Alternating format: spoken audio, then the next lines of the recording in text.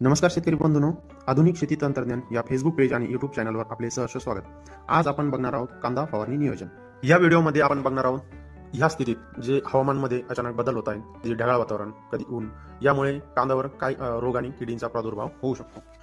फवारणी अगोदर टिकर असतं तर ते पण घेणं गरजेचं असतं. त्याच्यामुळे काय होते की फवारणीची जी इफिशियन्सी आहे ती वाढतेच आणि कांद्यासारखे जे तेलकट पानाचं जे पीक आहे, जे टिप्स मेन आहे, जे की सर्वाधिक नुकसान करते, त्याला आपण फुलकिडे पण म्हणतो. तर या किडींचा रंग पिवळसर तपकिरी असतो, जे की रस शोषण करतात. ते पातेच्या जे पान असतं त्याच्या गाभेमध्ये असतात. ते काय करतात, पानावर स्क्रॅच करतात. त्याच्यामुळे काय होतंय, पानावर पांढरे चट्टे पडते आणि यामुळे जी कांद्याची जी वाढ आहे ती खुंटते. परिणामी उत्पन्नात घट येते.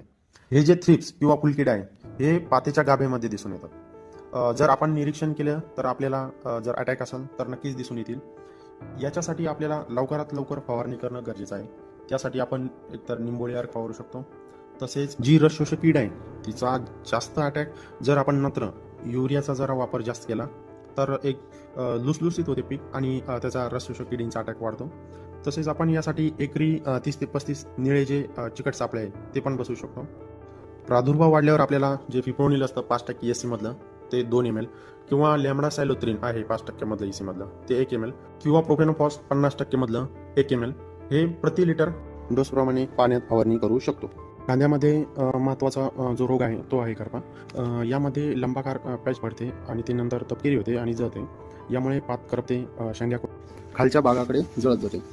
करप्यामध्ये तपकिरी करपा, काळा करपा आणि जांभळा करपा आढळतो. तपकिरी करप्यामध्ये काय होतं, पानावर पिवळसर तपकिरी लांब चट्टे पडतात, ज्यांचा आकार वाढून पाणी जळू लागतात. प्रादुर्भाव दिसताच मॅन्कोजेब 2.5 ग्रॅम किंवा क्लोरोथॅलोनिल 2.5 ग्रॅम किंवा हेक्झाकोनाझोल 1 ml हे आपण प्रति लिटर पाण्यात फवारणी करू शकतो. यापैकी आपल्याला एक औषध घ्यायचं आहे. त्यानंतर आहे काळा करपा. यामध्ये राखाडी टिपके पडतात आणि तेथे काळी बुरशी वाढते आणि पात वळत जाते. यासाठी आपण मॅन्कोजेब 2.5 ग्रॅम किंवा कार्बेंडाझिम 1 ग्रॅम किंवा कार्बेंडाझिम प्लस मॅन्कोजेब 2 ग्रॅम हे प्रति लिटर पाण्यामध्ये आपल्याला घ्यायचं आहे. तिसरा जो करपा आहे तो आहे जांभळा करपा. हा रोग कोणत्याही स्टेजला येतो. पानावर लांबट पांढरे चट्टे पडतात. या चट्ट्यांचा मधला भाग अगोदर जांभळा होतो, नंतर काळा पडतो. असे अनेक जे चट्टे असतात ते एकमेकात मिसळतात आणि करपतात. यासाठी आपण ॲझोक्सिस्ट्रॉबिन 18.2 आणि डायफेनाकोनाझोल 11.4 हे संयुक्त असणारं घटक असणारं औषध, तसेच ॲझोक्सिस्ट्रॉबिन 11% प्लस टिबुकोनाझोल 18.3% या औषधापैकी एक औषधाची आपण फवारणी करू शकतो. यामध्ये बाकी कीड आणि रोग पण आहे जे की नुकसान करतात.